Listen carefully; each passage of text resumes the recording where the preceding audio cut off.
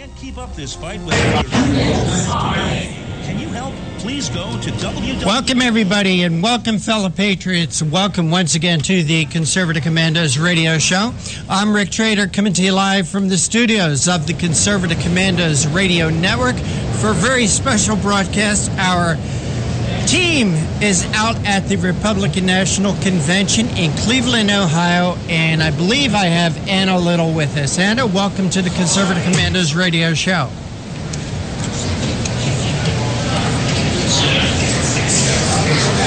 Hello, Anna. I'm here, Rick. Can you hear me? We can hear you now, thank you. Terrific. So I'm here with Grover Norquist today on location. Grover Norquist is the president of Americans for Tax Reform, a taxpayer advocacy group that he founded in 1985 at the request of President Reagan. He chairs a Washington, D.C.-based Wednesday meeting, which is a weekly gathering of more than 150 elected officials, political activists, and movement leaders. And that meeting started in 1993. There are now 60 similar center-right meetings in 48 states. He is described as the Dirty Harry of tax and government reform. That's by Ted Nugent. And he's described as a force of nature. Political scientists could study how Grover networked and masterminded, becoming the single most influential conservative in Washington, or for that matter, the United States, and that was Charlie Cook. Grover Norquist, welcome to Conservative Commandos radio show. Good to be with you. So, Grover, you've been here at the convention, the Republican National Convention. Yep. The first question I want to ask you is about the platform. You are our champion of reducing taxes, of saving or getting the burden off the taxpayers and saving the American government from imploding like we've seen other governments do around the world. Tell us, what do you think of the Republican platform when it comes to taxes and smaller government? Yeah, the platform's fine on taxes and spending. Trump has been very clear. He put together a very good tax cut proposal. The House Republicans also have a very good tax cut proposal. The good news is the Republicans really agree. I mean, Trump's sort of a new guy. He hasn't been a governor or a senator. But on the tax issue, he's right at the heart of the Reagan Republican Party, the Reagan Republican movement. Lower rates, less interference. His plan would take present growth, that's 2% or less a year, up to about 4% growth. It's a really good idea. And I think one of the first things that a Republican Congress, House, and Senate, and a Republican president would do would be to cut taxes and get growth going again. Well, we as conservatives realize that by cutting taxes and getting that burden off the taxpayer, off the business owner, we can create private sector jobs, which is where we need to grow as an economy. Without growing in that way, government is providing the jobs, and you have to take money from the taxpayer in order to create that economic flow. So we get that here. What do you think the Republicans should be doing to get that message out to mainstream America? You know, we're battling the liberal media on this race. Well, a couple of things. One, we just have to remind people again and again and again how sad the economy is. Now, people know it. They don't quite know the numbers.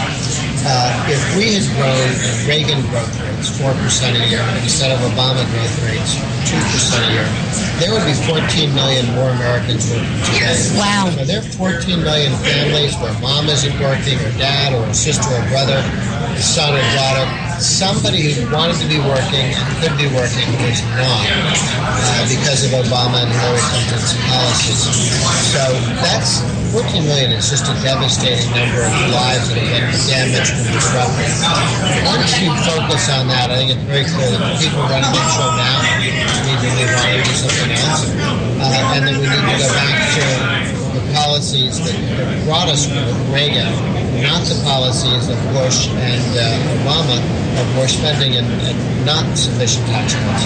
Right. We can't have this parental government that's going to provide for us because we can't afford it, frankly. And we have to remember government doesn't have any money until they take it from us, right? That's right. If you want the government to give you something, it first has to steal it from you. So it's not quite clear to me how you take water from one side of the lake, walk around the other side of the lake, and pour it back in, and announce you're filling the lake with water. You're not. That's the idea behind government spending as a way to make growth happen. Yeah, it can't happen that way. So tell us about Americans for Tax Reform. I know you've been around a while, but perhaps our listeners need to be reminded. Sure. We ask all candidates for office, federal, state, presidents, to sign a pledge to the American people that they will vote against and oppose and vote against any and all tax increases. Most Republicans take it. Most Democrats don't. We have the majority of the members of the House of Representatives who've taken that pledge and kept it. We have almost a majority in the Senate who've taken that pledge and kept it. I'm told that Trump has signed the pledge. Two of his people have told me he signed it, but we don't count it until we put it up on the web. And good for you. So we're looking forward to having that happen.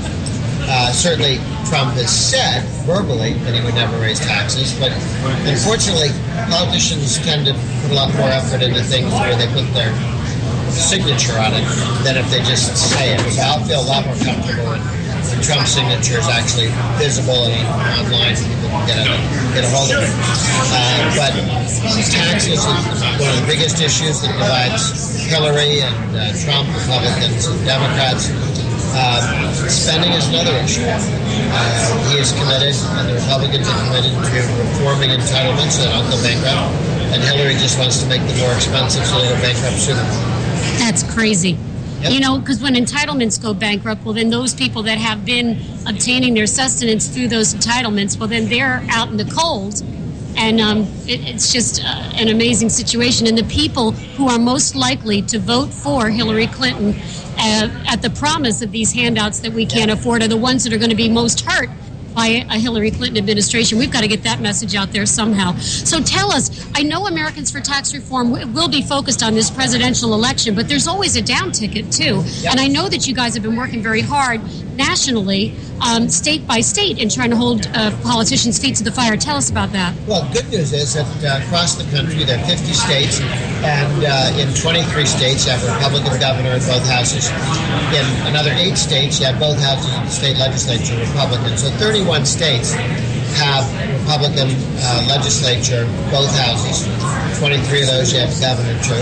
And what that does for you is it says, look, Republicans in a lot of states can cut taxes, deregulate, do less spending, and states are moving in just that direction. Only 7 states, California and 6 smaller ones, that actually have Democratic House, Democratic Senate, and Democratic government. Right. So there's a lot of experimentation, a lot of good stuff moving. North Carolina's phasing out its income tax. They've been doing some good tax cuts. Ooh, I can't wait to see that. Missouri's looking to phase out their income tax. Louisiana's been starting in that direction. Arizona's looking to phase out its income tax.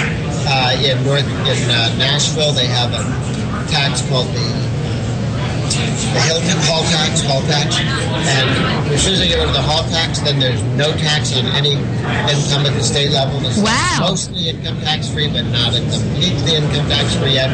It is now done.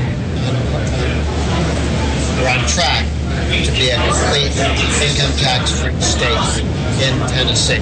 That's amazing. That's very, very cheerful, very helpful. States are doing lots of interesting things to make it safe for people to work for Uber.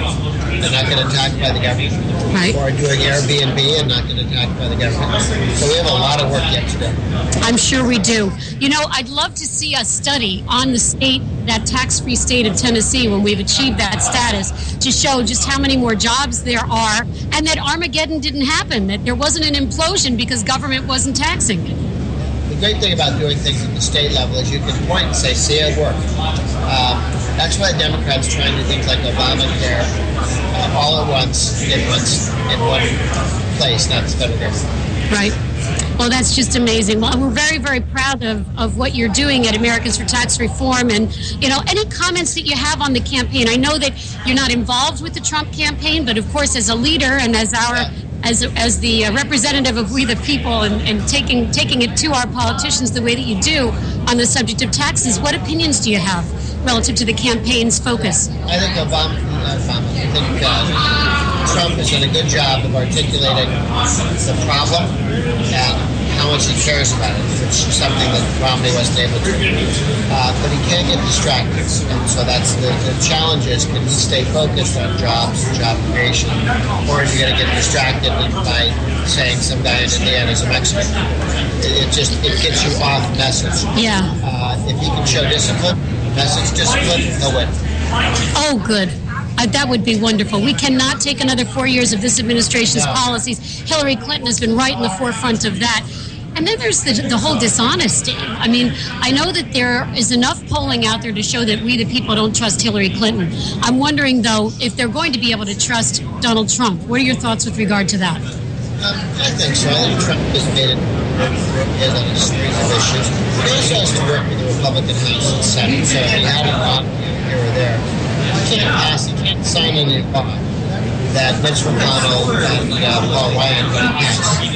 So the presidency is not a king. The presidency runs one branch of government. It's co-equal with the House and Senate. And I think that Republicans have learned from the Bush years that the House and Senate need to govern independently of the White House, not just take orders, but sometimes push back if they think the White House is off track and make the case, look, we need to reform government. Part of that is making sure that the presidency as a king is over, that Obama misuse of presidential power has to stop. Well, I'm certainly in agreement with that. I think our listeners are in agreement with that. I want to talk briefly, since you brought them up, Paul Ryan and Mitch McConnell. Now, I know that the conservatives, right-wing conservatives, have been very critical of these two men, especially in recent weeks. What is your assessment of where we are with these two leaders in the Congress, and can we trust them where it comes to economic governance and taxes? Well, Paul Ryan put together a proposal that's passed the House 5 times to reform entitlements to save $6 trillion over the next decade. Take spending, presently set up, spending goes from 20% up to 40% of GDP, doubling the cost of the federal government. And the Ryan plan takes it from 20 down to 16. So, and 5 times the House has voted for that, and once the Senate has. So he has a plan which is very dramatic and necessary. All we need is a president to sign the bill. So I'm very confident that we get a president who will sign this bill. We'll get real reform. It's all been worked on in quiet. It's talked about, but CBS hasn't focused on it. Mm-hmm. Okay, and then what about Mitch McConnell? I know there's been a lot of talk relative to him being more of a moderate than a conservative these days. I know there's been a lot of work done to try to get him to move to the right. Where are we with him? Well, I think the criticism there that he's somehow not conservative enough confuses the fact that you can't pass anything through the Senate unless you have 60 votes. And the Republicans don't have 60 votes. So the Democrats have been filibustering anything that the Republicans want to do in the Senate. And frankly, there's nothing that any Republican senator can do to stop that. There's something called reconciliation. If you had a Republican president, you could pass a bill with a simple majority, reconciliation, that the president would sign. But that requires a Republican president. And we just have this challenge that our team has got frustrated because they've watched the House and Senate pass bills, Clinton vetoes it, and then instead of being mad at Clinton, they decide they're mad at the Republican House and Senate. They're kind of missing what's happening in Washington. But when we have a Republican president, he can sign those bills quickly, and then people go, oh, I get it. Yeah, I mean, I think that unity is really important. We need to, as supporters out in the grassroots, focus on the fact that we do have conservative-leaning legislators and that we don't have someone in the White House that can sign those laws. I guess we'll have to do some better messaging on that from within the Republican Party. We can solve it with a president. Then you don't have to message. You just do it. So let's just get Trump elected then. Yep. Grover Norquist, thank you very much for spending this time with Conservative Commando's radio show. Come back and see us again soon. I would love to. Good to be with you. Thank you. Listeners, that was Grover Norquist, Presidential Americans for Tax Reform and Taxpayer Advocacy, which he founded in 1985 at President Reagan's request. He also serves on the board of directors for the National Rifle Association of America, American Conservative Union, Parental Rights Organization, and the Center for National Interest, formerly the Nixon Center. He holds the Washington, D.C.-based Wednesday meeting, a weekly gathering of more than 150 elected officials, political activists, and movement leaders. And we're very honored to be speaking with today at the Republican National Convention in Cleveland, Ohio. Thank you very much. Good to be with you. Thanks. That I'm not sure about. Thank you. Thank you very much. That was fun. Yes, it We'll was. get there. So, We're back with you now, Rick. Grover Norquist has got to move on to his next location. Okay. And I do have quite a few comments I can get into on what's going on at the convention, if that's timely. That is timely, except for one thing, Anna. Mateo is here with me, and he says you have to throw the switch on the microphone so we can hear you and the guest at the same time. Okay, so how am I going to do that? Mateo, tell Anna. You're looking for the setting on the back that looks like a miniature snowman with the two balls. How about that one? Is that better? That should work when you have a guest with you. Okay, well, we actually just had a guest walk up from the Heritage Foundation, Hans von Spakovsky. So let's see if we can make this work. Hans, welcome to Conservative Commando's radio show. Thank you. It's nice to be back on the show. How's that, Mateo? Are we sounding better? All of a sudden, Anna, we seem to be getting a lot of background noise. So how about you do this? Throw it back to the setting you had it on. And when Grover speaks, turn the microphone towards him. And when you speak, turn it back. Surprisingly, since this apparently is a market garage. I know, it's a little warm. It's not there. I mean, right outside, you find it. Oh, I know.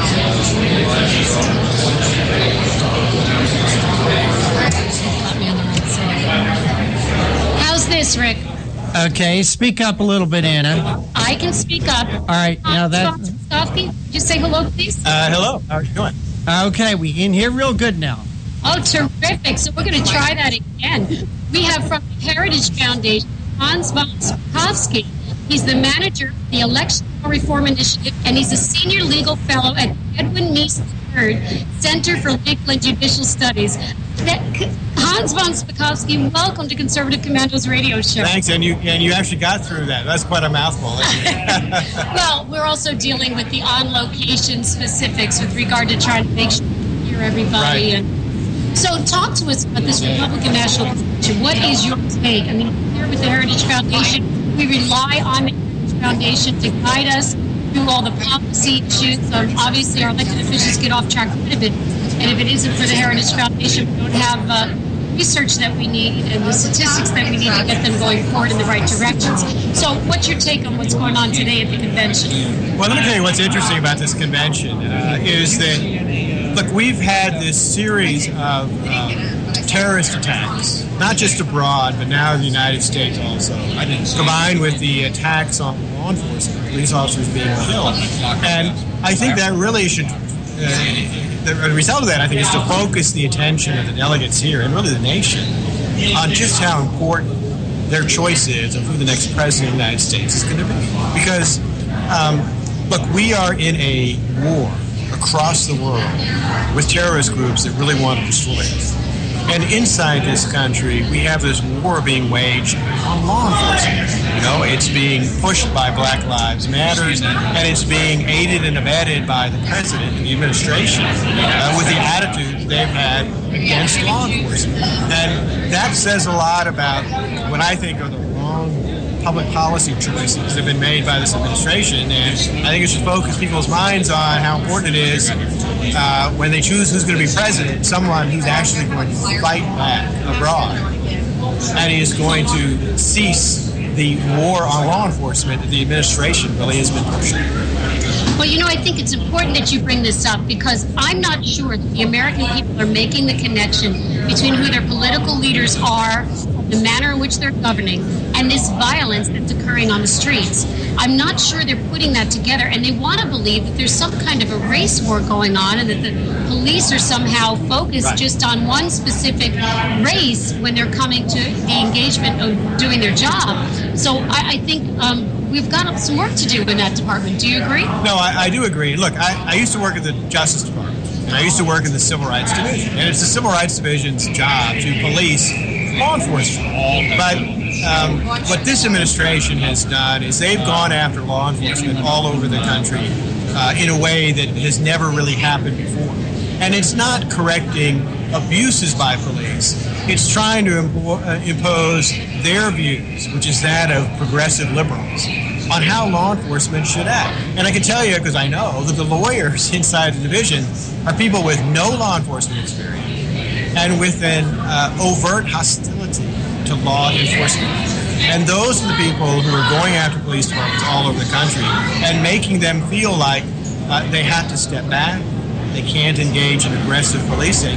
And both the division and the president have basically supported this false idea, this myth, that the police go after black Americans. All the data shows that is not true. You know, black Americans are not killed at some huge disproportionate number by white policemen. People who are killed, unfortunately, are criminals.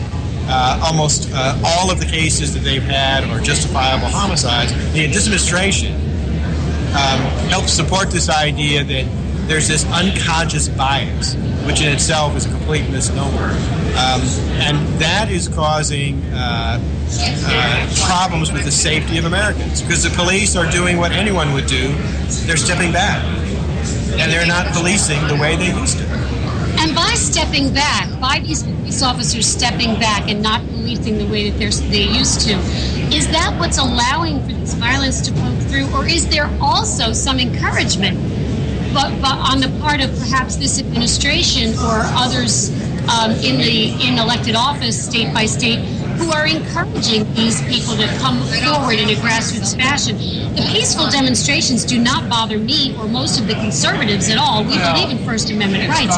It's the violence that crosses the line, breaks the criminal law, in even local laws as well as federal laws, and becomes a safety hazard, really, for anyone involved. And the police officers now being targeted is even beyond that. So I'm wondering if it's more than just the police stepping back, if there isn't some encouragement for this behavior. What are your thoughts? Well, let's take the unfortunate and terrible events in Dallas. The killer there was a black racist, and he was a member of the New Black Panther Party. Now, the New Black Panther Party is the organization that this administration gave a pass to. Remember, they were the organization that had armed guys in paramilitary outfits in polling places in Philadelphia in 2008 when the president was first elected, and they were harassing and intimidating voters and poll watchers, hurling racial epithets at them. And what did this administration do? They did not want to prosecute them. They dismissed the case against them. They gave them a pass. A very racist organization. And what do we have all these years later? We have this member of the New Black Panthers assassinating policemen in Dallas. Perhaps if the administration had actually prosecuted them, had gone after them for the videos that were out there that they had made in which they encouraged the ambushing of police officers, then perhaps that tragedy would not have occurred. But you know, this administration has a hands-off attitude towards black racism. Yeah, and the difficulty I have with it is that racism is not specific in one direction. That's exactly right. It works in two directions. And right now we have people of color who are targeting white police officers, even more so than just general police officers, and that is in and of itself discrimination as well. So we do have some difficulty. Let's talk quickly about Baton Rouge, which is recent. Yes. We don't know a whole lot about that. I think the latest information I was receiving just via the online feeds was that this may have been a former military person ambushed. But what do you know about Baton Rouge, if anything?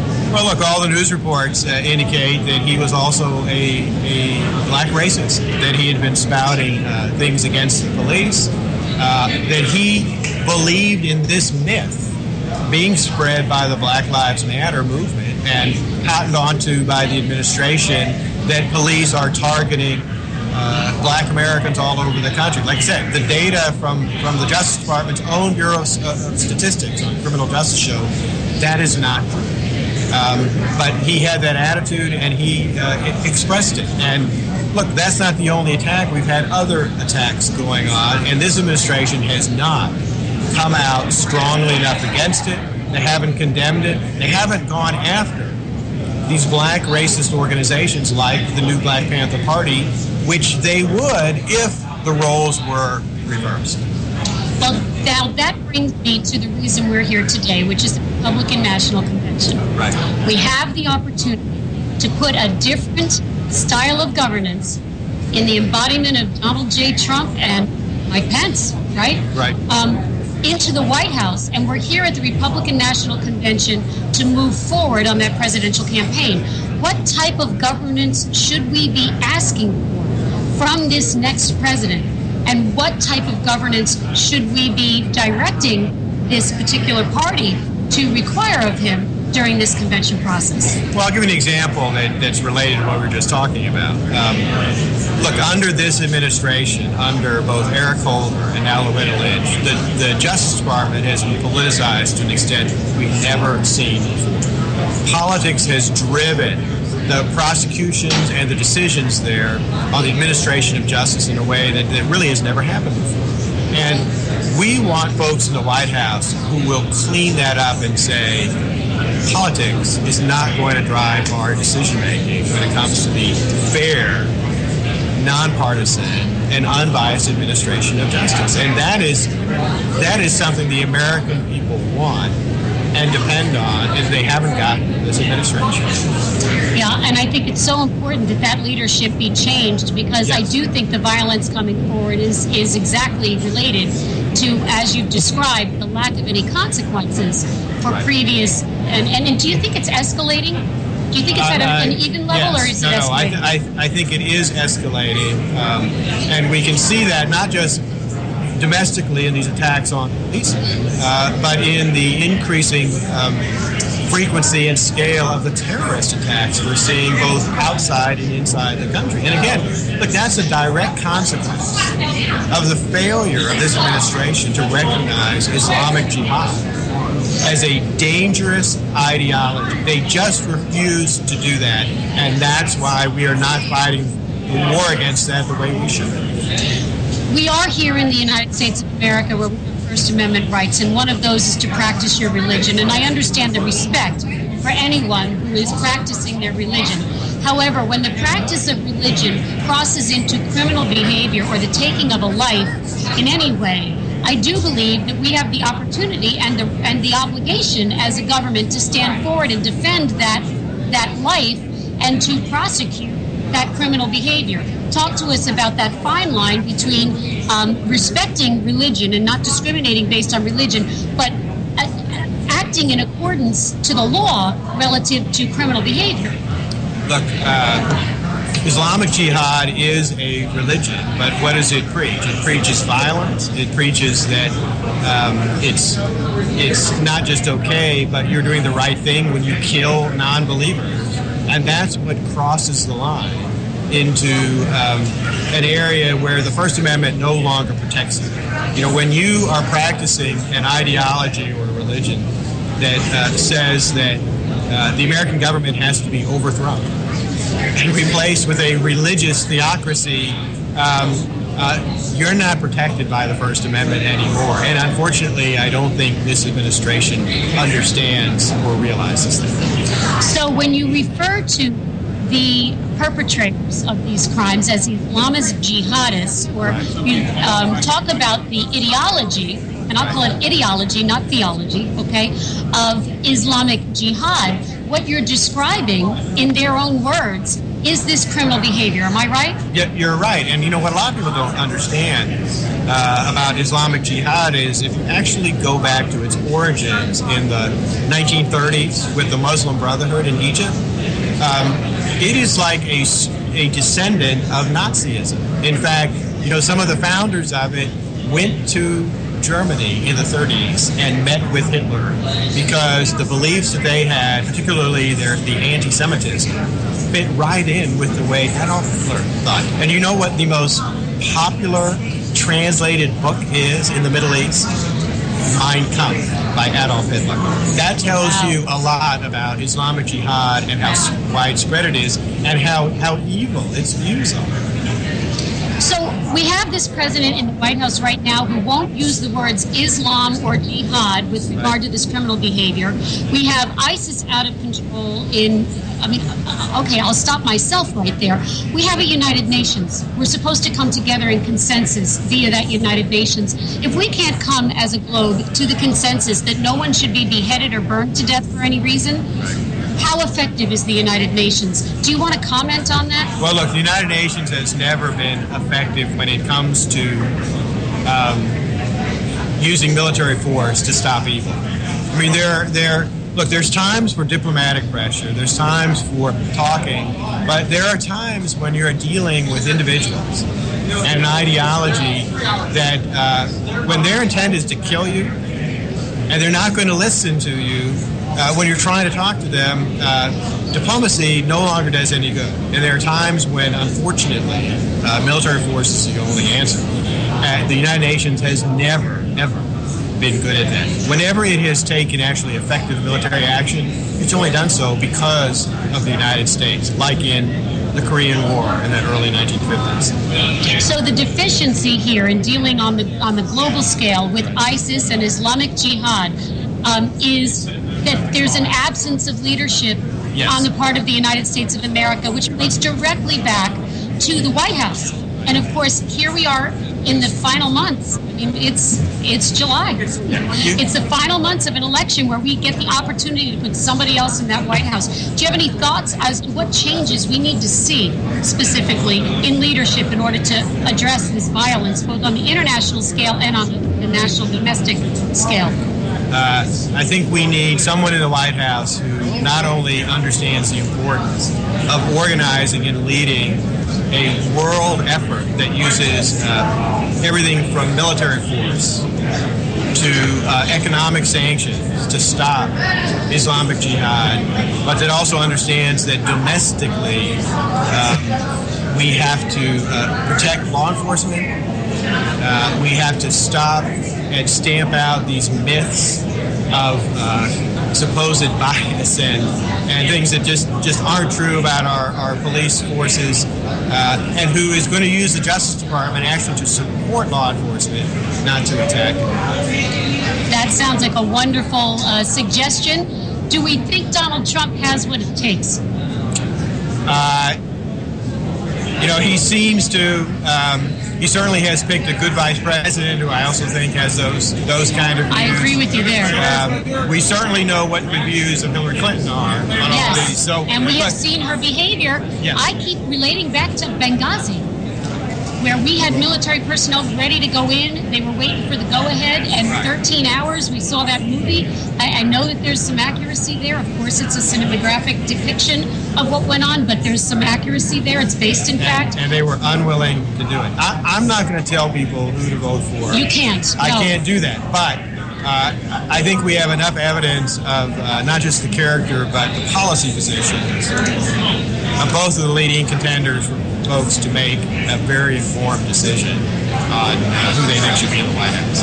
Well, this has been a wonderful conversation. I want to thank you very much for spending time. I'm going to remind our listeners we are speaking with Hans von Spakovsky of the Heritage Foundation. He's the manager in Election Law Reform Initiative and the senior legal fellow of Edwin Meese III Center for Legal and Judicial Studies. He's been talking to us today about the absence of leadership and, in combination, the lack of consequences for criminal behavior and how it is directly related to our domestic violence targeting police officers and the let's say the growth and the increase in violent activity on the world stage, especially by ISIS but by others. And we're looking forward to this opportunity between now and November to address the occupant in the White House and perhaps turn this thing around. Thank you so much, Hans, for spending time with us. Thanks for having me. Bye-bye. Okay. This is Anna Little on location with Conservative Commando's radio show, Conservative Commando's radio network, at the RNC, the Republican National Convention in Cleveland, Ohio. And Rick, I know we blew through probably 2 breaks now. Do you want to take a quick break before we go forward? No, Anna. What my thought is that we go straight through without breaks, just like we do at CPAC. Okay. Well, at unless this point, you need a break. At this point, what we could probably do is we could probably take a minute or two to talk about my experience here at the convention. And I'm not a delegate per se. I'm an honorary delegate. But I have had some access to some of what's going on here, and I think maybe our listeners would enjoy hearing kind of a lady on the street type take on what's been going on. I've been part of the New Jersey delegation, and that New Jersey delegation is staying off the beaten path in Beechwood, Ohio, and we've been meeting every morning for a briefing, and this morning's briefing was kind of instructive as to what would be going on with regard to the governor, because Chris Christie obviously is the chair of the New Jersey delegation here at the Republican National Convention.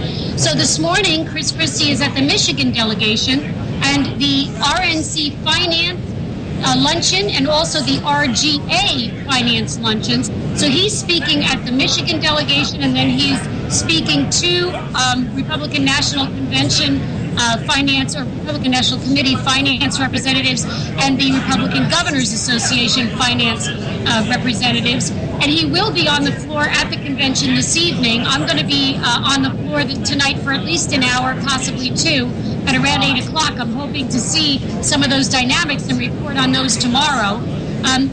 Also, Governor Christie will be speaking from the convention floor, not this evening, but tomorrow evening.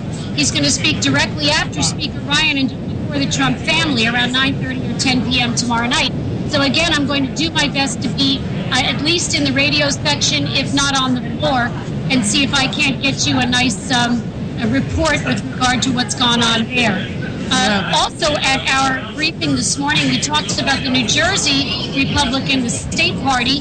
They had some party debt, which has now been paid off, and they have a good amount of cash on hand. And they did have a recent fundraiser, which raised almost, let's say, $750,000 at a fundraiser. And I think state by state, we need to be encouraging Republican committees to do just that. Get yourself debt-free now if you're not already there. Get as much cash on hand as possible, because especially in these blue states, we have an opportunity with a candidate like Donald Trump, who has not always consistently aligned himself with one party or the other, giving himself an openness to at least investigation by those who may not have always been Republican or conservative.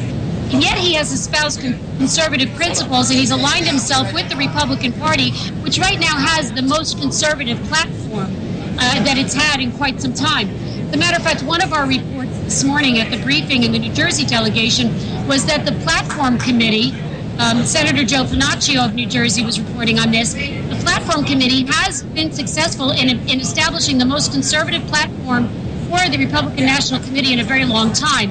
The platform members actually, that Platform Committee members, were actually numbering nearly 100, and over 500 press credentials were issued to keep an open process so that there would be opportunity for the people to weigh in relative to this and to know what's going on.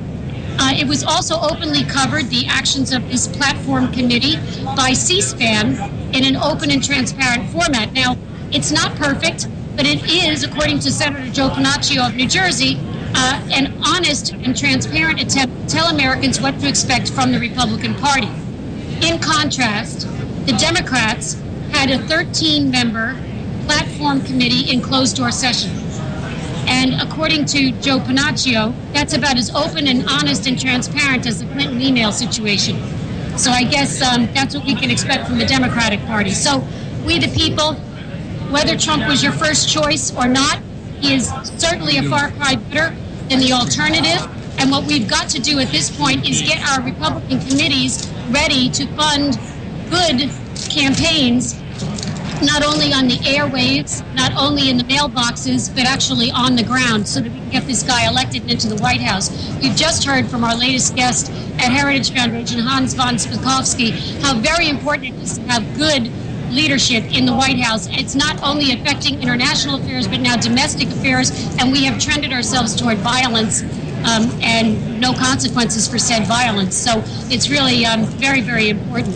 So it seems that according to the New Jersey delegation here on the ground in Cleveland, Ohio, for the Republican National Convention, that Trump knows the road to Washington goes through New Jersey. So that's the way they're putting it.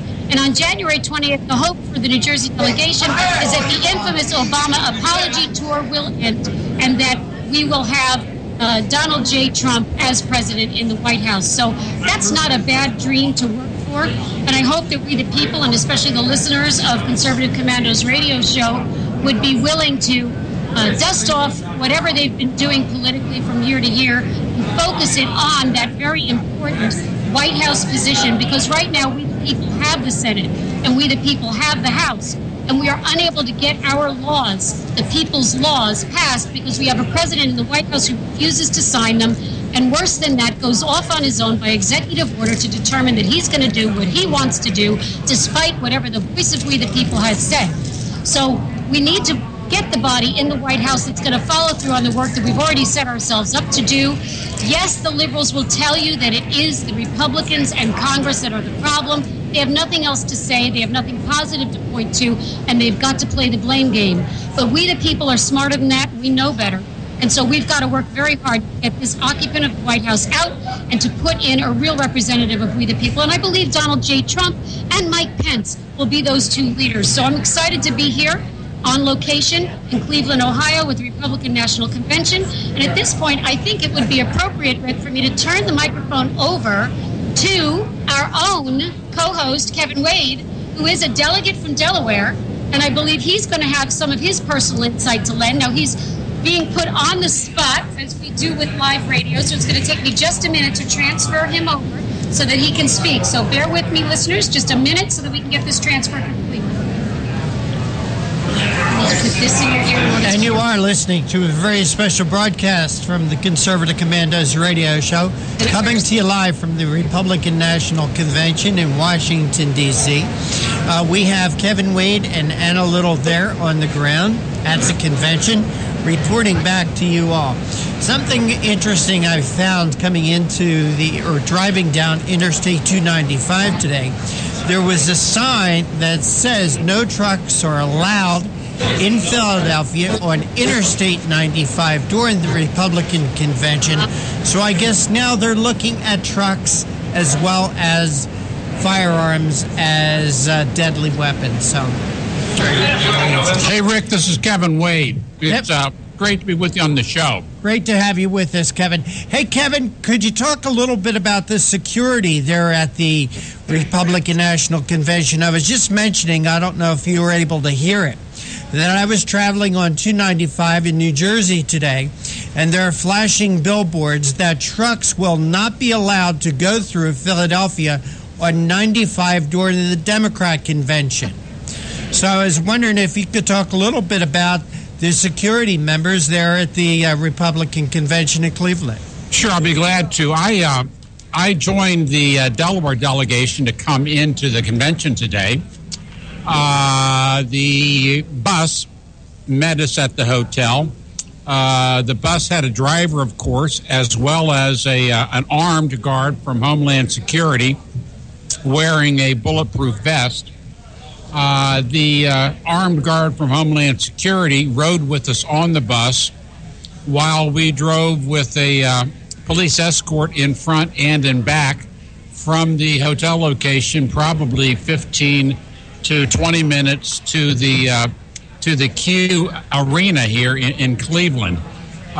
We were waved through an outer barrier. We parked within a convenient walking distance of metal detectors, stood in a not too long line before they had many metal detectors, and within about 15 minutes we were inside the secure perimeter. Mm-hmm. There is a lot of security which is visible, men on roofs, men with binoculars, men with long rifles in advantage positions, and I have to assume there is a number of security people in plain clothes.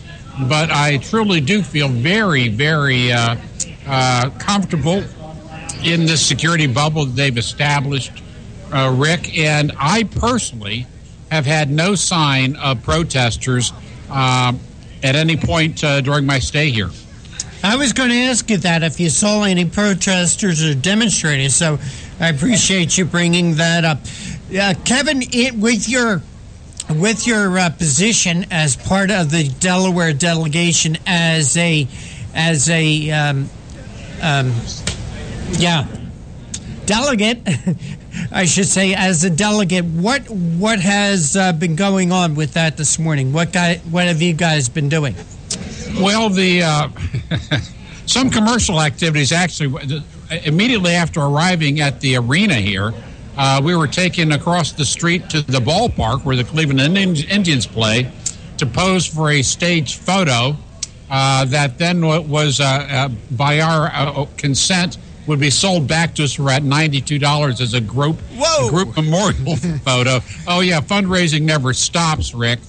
And then on entry to the convention today, we started with the presentation of the colors, a prayer, pledge of allegiance, a spirited version of Star Spangled Banner national anthem, and then delegates who are part of the Rules Committee and certain other committees that guide the operation of the convention while it takes place were called to meeting rooms. Off they went. I luckily was not on, and I'll consider it lucky, was not on any of those committees. And the convention proceeded with a number of local speakers. The mayor, the head of the Cuyahoga County Executive Committee, and others addressed us, and they were happy to speak to Republicans, and Republicans had something to fill out the schedule. There will, in fact, be a break in the activities today, and instead of going back to our hotel, we're simply going to kind of circulate here until things pick up again in the early evening, Rick. Mm-hmm. So what scuttlebutt is going around? What is the mood of the delegates towards the Mike Pence pick as Donald Trump's vice presidential running mate? Everybody wants party peace. Everybody wants unity, and no one has an appetite for division. I don't care what someone might say about Governor Pence, and I don't think there is much in the negative column to talk about, but people just don't want to hear it. Not only is our nation dangerously divided today, but there's just a frank awareness that Trump and the Republican Party have got to be the party of unity, not only to unify the GOP, but to also bring a sense of peace, calm, and unity to our country. So there is no appetite whatsoever to find problems with Mike Pence. By the way, you are listening to a very special edition of the Conservative Commandos radio show. Kevin Wade and Anna Little are our correspondents, broadcasting live from the Republican National Convention in Washington, D.C. Kevin Wade is joining us now. And Kevin, you were talking about the cost of a picture of the Delaware delegation being about $92. Could you talk about some of the other costs there are too? Well, so far there are a number of courtesy outlets which certainly in the media center are going out of their way to keep those of us involved from the media side of the table fully fed and cooled, from coolies this morning to iced coffee this afternoon, compliments of CNN, to a variety of delicious ice cream blends being dispensed by AT&T, also in the media center. So I have not run into any need to pay for anything since I've gotten here, but I think it's simply because I'm near a microphone. What about like hotel rooms? As you said, you were escorted there. It sounds like your bus had just about a police armed guard escort to the arena, but could you talk about costs for hotel rooms? What about parking? Are people able to park near the arena? Again, I don't know about parking in the area, except I have to imagine it's very difficult, almost impossible. Again, because I came in a bus that was escorted by police on the entire ride in here from suburban Cleveland. We're staying at a courtyard hotel that typically, in my traveling experience, would be priced in the range of maybe $115 to $165, $175 a night. And for this week only, because we're members of the Republican delegation, the price of the room is somewhere around $300 for each and every night this week. And to add a little zest to the price of the room, we're not even benefiting from a free breakfast. we're all getting together at a nearby hotel with other Republicans to break bread first thing in the morning. Although we did have Governor Scott Walker speak to us this morning, and it was quite a nice way to start the day among fellow Republicans, with one of the leading lights in the Republican Party, Scott Walker, speaking to us as we had our eggs and bacon. Well, Kevin, when does the convention get down to business, or has it already? Well, the business side has begun with some of the committees basically reaffirming what some of the planning work that was done last week. There will be some votes of acclamation from the floor to advance some things that are agreed. We're going to have some excellent speakers tonight. Sheriff Clark of Milwaukee, Wisconsin, is going to be speaking in prime time. And I expect, considering the recent events where our men and women in blue have been attacked, I think that Sheriff Clark is going to get a resounding blow the roof off the arena reception when he comes in front of the microphone this evening. And I think that's about 9 o'clock. I'm certain it's going to be in prime time. Melania Trump will be speaking somewhat afterwards, and I think she'll get a very gracious reception from our assembled delegates. So it's a night to kind of rally around Republican unity. Mm-hmm. I've seen some things in the printed media indicating that there might be some attempt, some last gasp of the pro-Cruz movement to disrupt things. But I have to tell you, I don't have the sense that there is anyone in the arena today. There is a single delegate who, at this time in our country's sad state of current affairs, really wants to broker some or to bring some division to the Republican Party. If anything, the Republican Party has to be an example of unity. So to appeal to those in the Republic who still love this country, we have to We have to stop fighting among each other and start working together to build a better way. We have been left down by the current occupant of the White House and his inner circle of advisors and fellow world viewers in the Democrat Party. Right now, the nation urgently needs to heal. It needs to bind. I agree with that, Kevin. It's very important. Hey, Kevin, I'm getting a message from Anna Little that we do have another guest ready. And is our guest there, Anna or Kevin? Yeah, in fact, he is. And let me do this. Let me pass the microphone back over to Anna so that she can make this guest introduction and keep the show going. Hey, I want to apologize to you and Anna for going on so long. That's all right, Kevin. Great information. And in about 3 seconds, the next voice you hear will not be mine. All right. Anna Little, welcome back. And will you please make the introduction of our next guest? And here I am. I'm hoping that you can hear me. Mateo, how are we doing there? Good. Okay, terrific. Well, I'm going to introduce to you now our next guest. His name is Brian Kelly. He is the youngest lieutenant governor in the country. He is the lieutenant governor of Michigan. He works with Governor Rick Snyder there. And I think we have some connection with Michigan today because I believe Governor Christie was actually speaking at the Michigan delegation this morning. And so we have the opportunity to speak with Lieutenant Governor of Michigan, Brian Kelly, here at Conservative Commando's radio show, which is broadcasting in southern New Jersey, northern Delaware, and Philadelphia. Our call letters are WNJC 1360 in Philadelphia. Welcome to Conservative Commandos, Lieutenant Governor. Thank you. It's great to be with you, and it's great to have Governor Christie join the Michigan delegation this morning. He's no stranger to us in Michigan. He made the gubernatorial race in 2010 and then the re-election for the governor and I in 2014 a real priority. So he's been a regular coming through our state and really to help us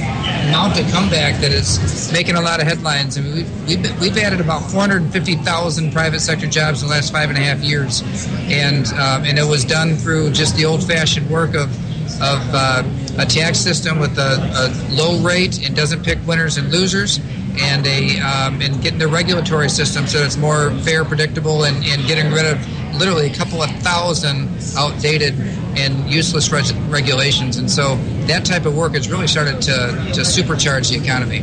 Well, I'm really excited to hear you say that if you have a low tax rate that doesn't pick winners and losers, because that's exactly how we conservatives at Conservative Commandos feel about taxes. It does pick high taxes, pick winners and losers, and they actually keep the people under oppression, and the government doesn't provide, it takes in order to give. So talk to us a little bit about how that type of policy, the low tax rate that doesn't pick winners and losers, how that benefits Michigan, how it'll benefit state by state, we the people across the country.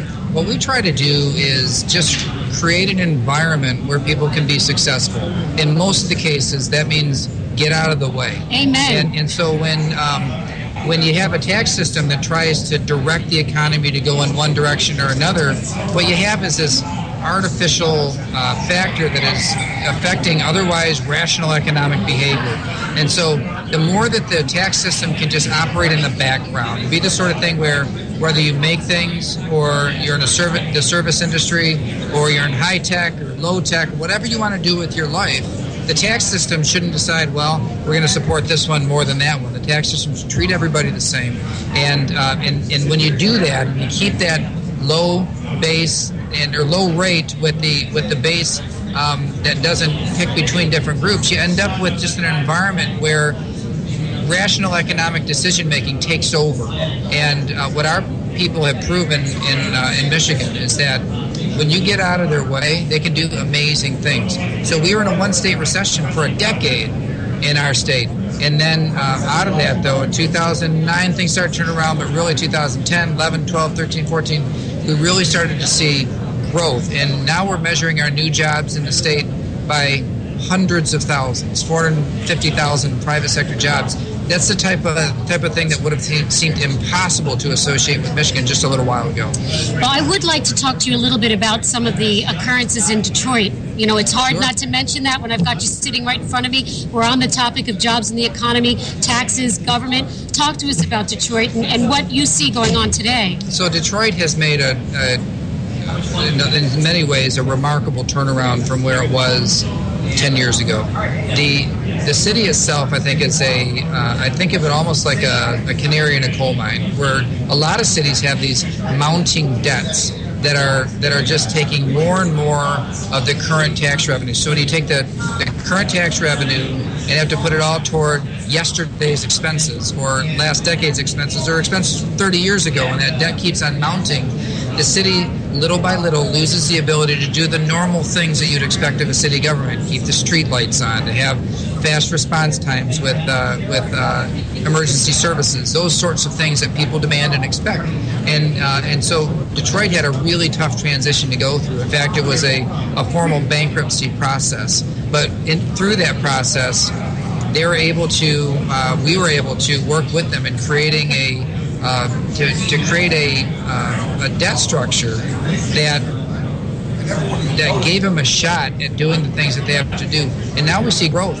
We see economic growth in the city. We see particular neighborhoods that have really taken off. In fact, Midtown Detroit, downtown's done pretty well for a while, but Midtown Detroit has almost 99% occupancy of their housing and their commercial. That is terrific. So there's hope for Detroit then. I know a lot of us who don't get to Detroit on a regular basis, we've been kind of mourning for them. Sure. And so it's really great to hear that there's some positive news coming forward. And it's been this low tax, getting government out of the way that's provided the environment for that to happen. Is that right? And you have to keep an eye on the debt. That's why when I look at our nation and the way that the United States of America keeps on going more and more to debt, I thought it was bad enough and somewhat disappointed at the end of the Bush administration that the debt had increased like it did.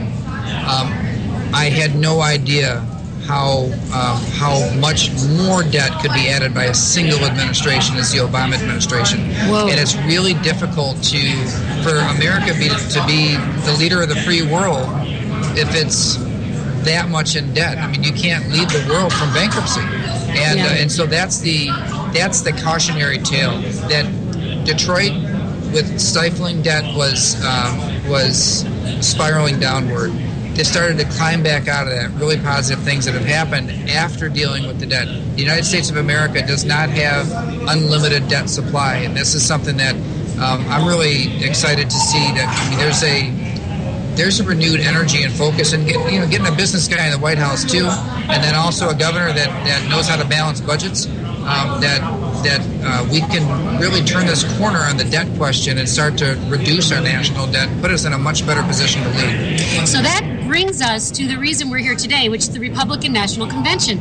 Obviously, you're in attendance. You're making your way across the media here. And I'd like to know what you think. I think our listeners would like to know what you think about the energy that we have in this Republican National Convention. You've already started to talk to us a little bit about our candidates for the president and vice president roles here. We, the people, know that we have the Congress. We have the House of Representatives today.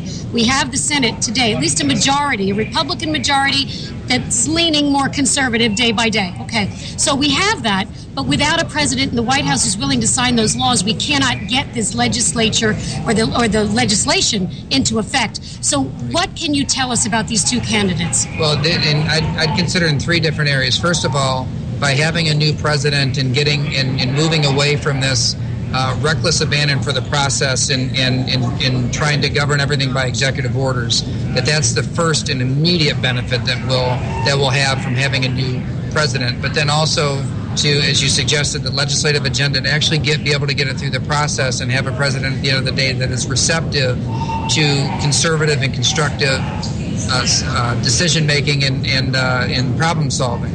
But then also, I'd even put it above those two things is our Supreme Court. We have a Supreme Court. If you were to look in the last even just the last few years, last 3 or 4 years, look at the number of decisions on Bill of Rights issues, our most basic and fundamental core rights that were decided. Our current and traditional interpretation of the Bill of Rights has been decided by a 5-4 vote in so many cases. And with Scalia has died, he's gone. And the next president, through that Supreme Court appointment to replace Scalia, will decide whether or not our Bill of Rights stands as we know it today or gets changed radically. I mean, just as an example, there have been Supreme Court decisions at the slimmest of margins that determine we have freedom of religion, not freedom from religion. That's the First Amendment. And when you think about how basic those First Amendment rights are, and that we could be this close, and that's what I'm so concerned about, is that if we might have some Republicans that aren't comfortable with the style that Donald Trump brings to the table. But I'd ask for people to think about the next 40 years, not just the next 4 years, and that these Supreme Court appointments are so important, and you don't get these things back. If we lose our Bill of Rights, the chances that we're going to be able to turn that around in the future, history would suggest that we don't stand a very good chance of getting it back. I'm so glad to hear you say that. We need to hear more and more of that kind of analysis. I happen to be a social conservative. I think most of our listeners are. Not everybody, but most of our listeners are.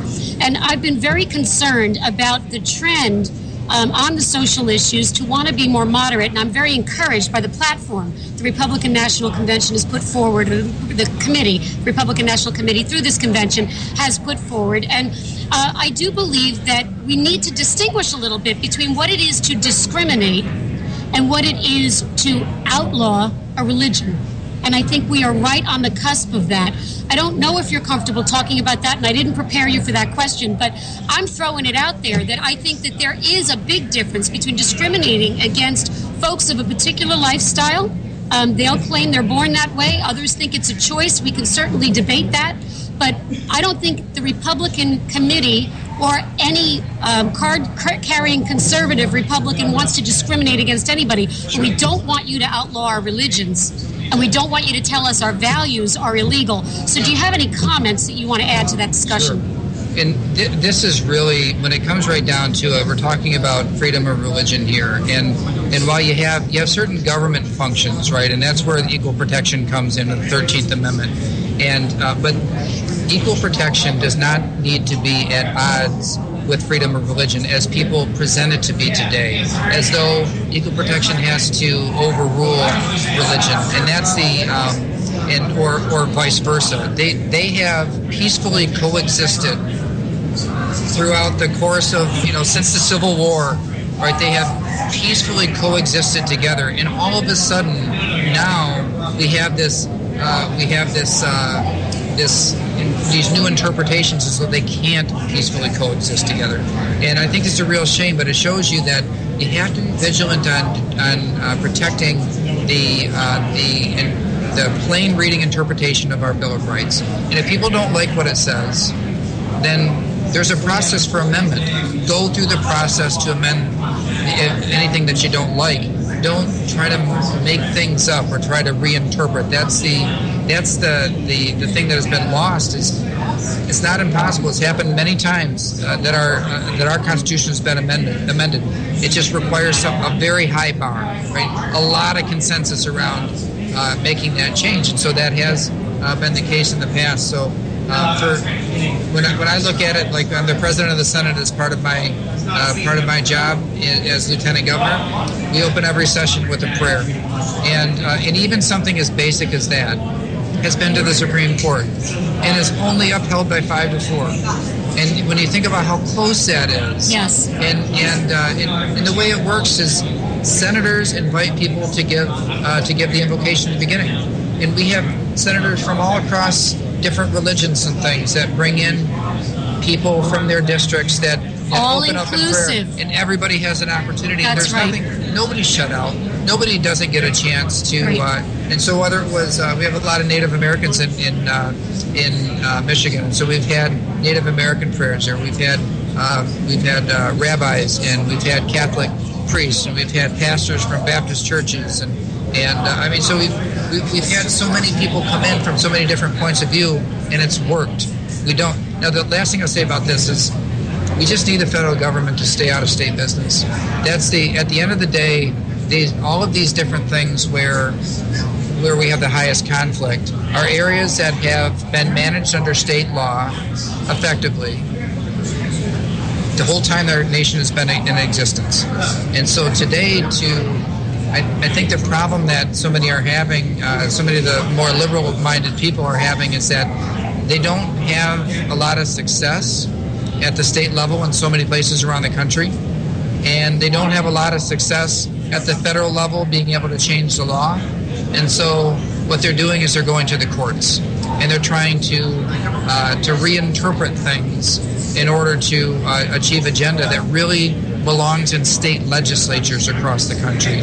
And I think if we can really orient ourselves back to looking at the federal government as an entity that has a limited role. And what's that limited role? Well, read the Constitution. It's very well defined. And so you have this limited role of the federal government, and everything else should be at the states. And there are some states, a state like California to Michigan to Indiana to Texas, very, very different states, different values. They're going to have different conclusions on a whole host of things, and that's okay because it's self-governance. It's the parent government of all other government, right? The states created the federal government. The states created local government. That's where the final authority really does belong.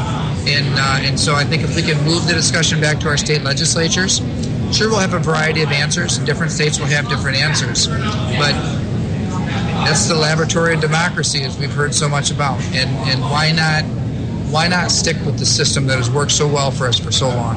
Well, I think you just said it best. And so I want to thank you very much for spending this time with us. Lieutenant Governor Brian Calley of Michigan, thank you so much for joining us on Conservative Commando's radio show. We broadcast in Philadelphia, southern New Jersey, northern Delaware, and around the world on the internet with all of our internet partners. So I'm hoping that our listeners have listened carefully to every word you've said. I think it is wonderful to get it from the state perspective. I'm very hopeful for the information you've shared about Detroit. We're going to be watching Detroit. We want those people back to work. We want those families to be in their homes and to not be struggling, making the money in the months meet. We want the American dream for everyone. Thank you so much. Last words, where can our listeners follow you? Well, if you can find me on Twitter just under my name, Brian Calley, BrianCalley, or on Instagram at LGCalley, and just look me up on Facebook. I've got a fan page under my name as well. Or, if you got some Snapchatters out there, BN Calley, Calley. That's wonderful. Thank you so very much. Enjoy the rest of the Republican National Convention, Cleveland, Ohio. And thanks. It's been great to be on your show. Thank you. And you are listening to a very special edition of the Conservative Commandos radio show. Coming to you live from the Republican National Convention in Washington, D.C. Oh, actually, it's in Cleveland, Ohio. Just moved it about 800 miles to the northwest of Washington. But at the convention is Anna Little and Kevin Wade. And Anna, are you with us? I am with you, and I've got our next guest if you're ready for him. We sure are. Take it away. Okay, we are talking with a veteran. Let me get my information up here. Oh, my goodness. Okay, we are talking with a longtime veteran news reporter for 30 years. I think you are the executive vice president, is that right? Executive editor of Talk Media News. Okay, you'll help me out with this. And please give your name. It's Tim, I know that much. It's Tim Myers. Tim Myers. Okay, and Tim Myers is going to talk to us a bit today about what's been going on in Baltimore. And I'm just going to turn it right over to Tim because he's got the good finger on the pulse. I know we just recently had an acquittal, and there was an article on Talk Media News about that. So I direct our listeners to Talk Media News, where they'll be able to get the information. It's an article written by Gary Gately, and I believe the title of it was Freddie Gray Case, Judge Acquits Highest Ranking Officer. So you can check out that article. If you've got your smartphone, do it now. And Tim, go ahead, tell us what you know. Well, let's see, this is a fourth officer that has been found not guilty in the death of Freddie Gray, and we've got two more cases to go through. And it looks like one case, of course, is a case that there was a hung jury, and another case is yet to be tried. But both of those cases are the weakest cases. The city is pretty much is very upset with the verdicts in these cases. However, there just wasn't any evidence. It was a judge trial. Not enough evidence to show criminal intent in these cases. What's going on right now is it's starting to heat up a little bit, not just physically, because the temperature is we're having a major heat wave there right now.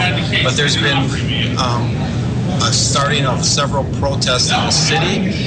Saturday, there was major protests in the city, and several arrests were made. I mean, Baltimore is very much in tune with what's going on nationally. You know, with the sad news what happened Sunday, and of course in Dallas.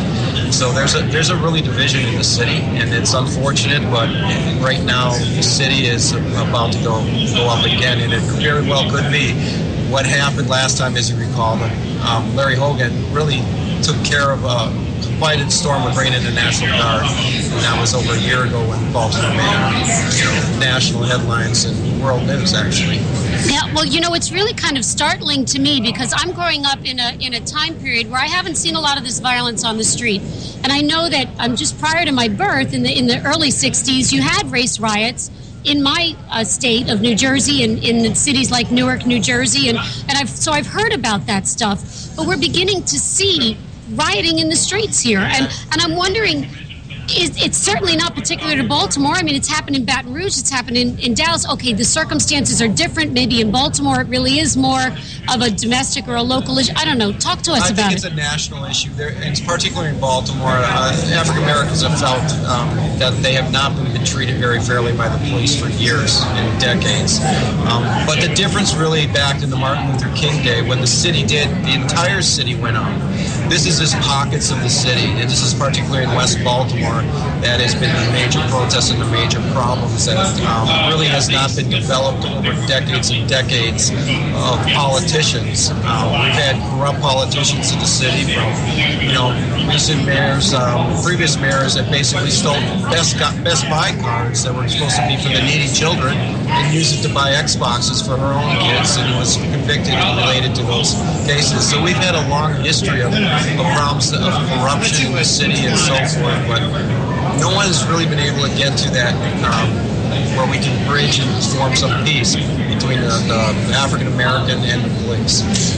Can we put the entire responsibility on the Baltimore Police Department or on the government with regard to this?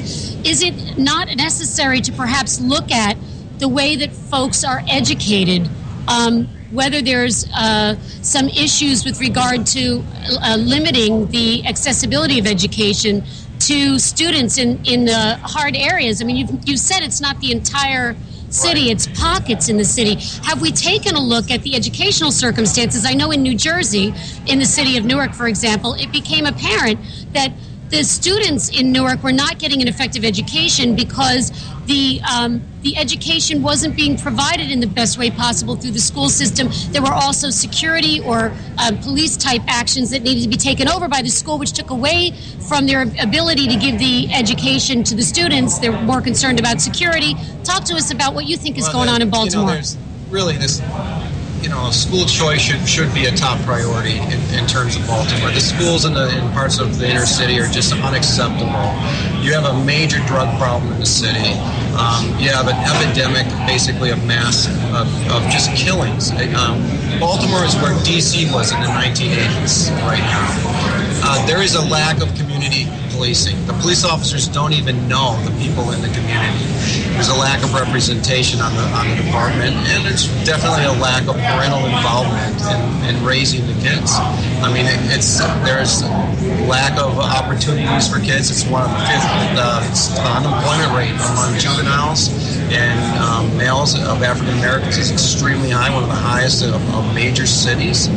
A population of 621,000. We just haven't been able to solve problems in that city. It comes from a lot of it is personal responsibility, and that's sad. But I think a lot of it also has into for the last decades and decades is the political leadership that has not provided the leadership in the communities to do anything. It's been basically, obviously, as you know, it's been Democratic leadership through decades and decades and decades, corruption and so forth, and it just has not solved problems. It took a Republican governor, one of the highest approval ratings in the state, Larry Hogan, basically to take care of the city in a time of crisis, when the mayor just basically said, don't do much, let them break a few things and so forth. When I was down there in the city last year, the police were basically ordered to stand down and not take care of businesses that were broken into and so forth. And I think that comes from the top of leadership. So to answer your question, it's twofold. It's the parental involvement.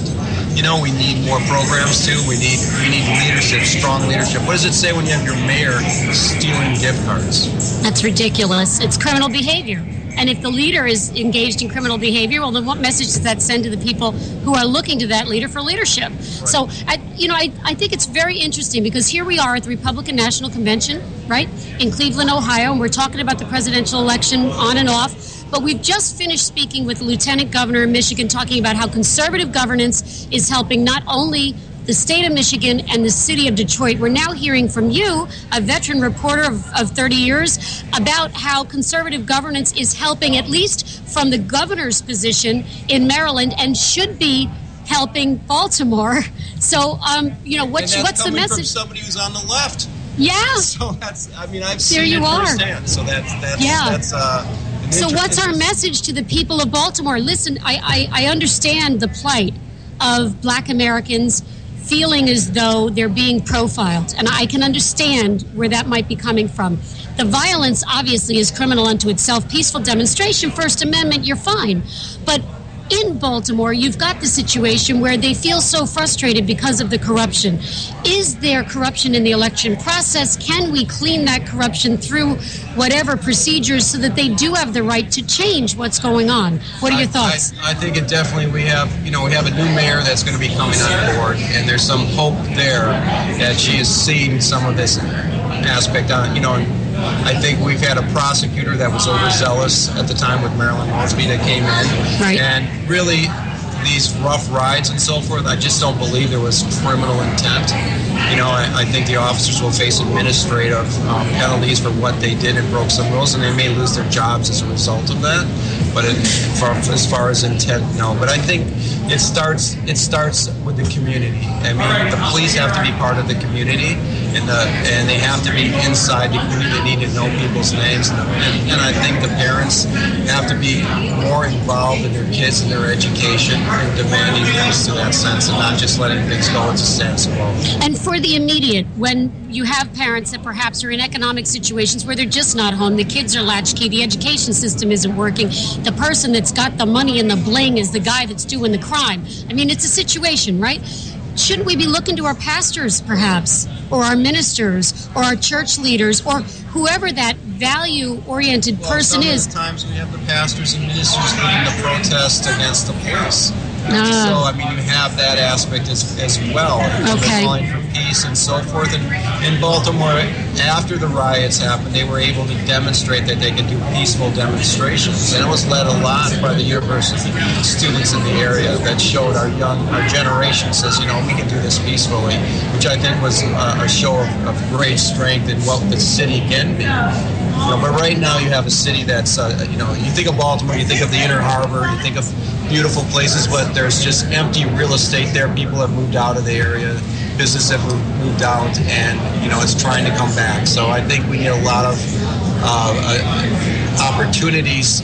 There are opportunities for businesses if we clean up the crime, we improve the education, and really start pushing school choice. Well, I like the idea of school choice. I don't think any child should be trapped in a failing school because of their zip code. And so forth. Charter schools, but I think also get the funding to follow the child. Let the child go where they will be best suited, where the educational system is. How sad it is to have the MICA, which is the Maryland Institute of Art, one of the best colleges for people who want to be artists, basically in a ghetto area. Yeah. How sad it is to have the Preakness and you have to walk through the ghetto to get to a national sport event. I mean, that should not be, and that's been for how many years? So let's fix it. Let's get to it. Let's fix it, yes. Right? So listeners, I hope that you've been enjoying this conversation. We're talking about Baltimore very, very much on the front page news today. And I'm very, very grateful to you for coming to speak with us. Please let our listeners know where they can follow you so that they can follow up on this, but on other issues that you've been covering at Talk Media News. Yes, please go to talkmedianews.com. And Gary Gately has been our key Baltimore reporter out there. He's a veteran of the Baltimore Sun, and he works for us, and he's been doing a tremendous job. Thank you very much. So exciting to be here at the Republican National Convention. We at Conservative Commandos Radio have got to thank Talk Media News. It is through Talk Media News that we have been able to obtain our location here in the media section at the Republican National Convention in Cleveland, Ohio. And we have also had support from Talk Media News and making sure that we get the guests flowing here for broadcasting. So we want to thank you very much for that opportunity as well. Thank you. Thanks. Well, there you go, Rick. We've just been speaking with... okay. I'll turn it over to Kevin Wade. Okay, listeners. Rick, as you know, it's live radio, and late in the day we'll settle for anyone who walks past, even if his name is Eric Golub, and our audience remembers him. He brings a certain lighthearted twist to the political news of the day. And with that, let me say, welcome back to the Conservative Commandos radio show, Eric. It's great to be with you. I'm waiting for LeBron. He's still not here. Oh, he was supposed to meet you, too? I thought I was here to watch a basketball game, and I see all these guys in red and blue diagonal neckties. It's like a CPA convention came to town. Isn't that the problem with the Republican National Committee? Eric, what have you been staying busy with? Do you have any new books coming out that we shouldn't buy? Exactly. My newest politically conservative comedy book is Ideological Lunacy, and I just did my first religious comedy book called Jewish Lunacy. It's 6,000 years of history, but told by somebody who missed the first 5,960-something years. Eric, when did you get here? When did you get in town?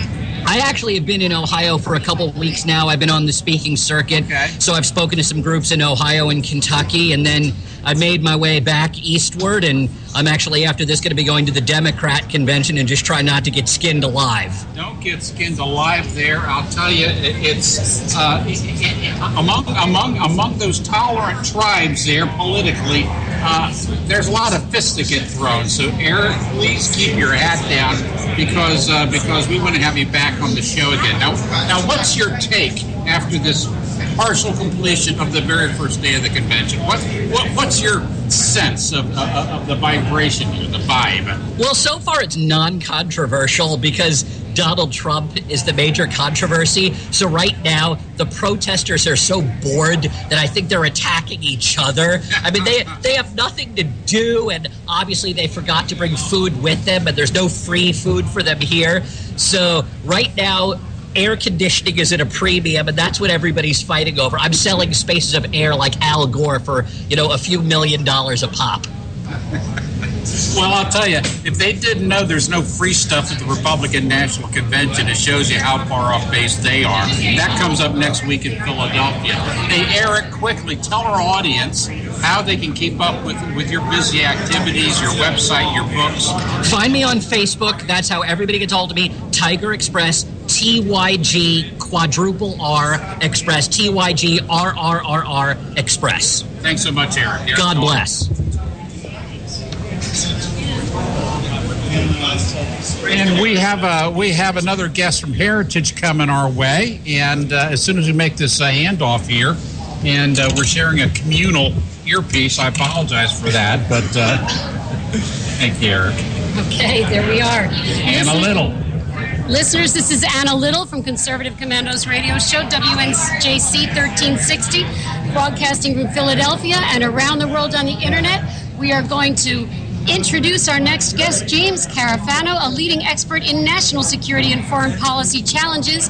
He's the Heritage Foundation's Vice President, Foreign and Defense Policy Studies, E.W. Richardson Fellow, and Director of the Catherine and Shelby Cullum Davis Institute for International Studies. He's a 25-year Army veteran. Thank you for your service. He's joined Heritage in 2003 as a Senior Research Fellow in Homeland Security and Missile Defense, and he's going to comment, hopefully today, on terrorism, immigration, military readiness, other foreign affairs issues. We'll get this conversation started. James Carafano of Heritage, thank you for joining us at Conservative Commando's radio show. It's good to be with you. Is there any time left for the interview? Yeah. After the... I hope my mom's listening.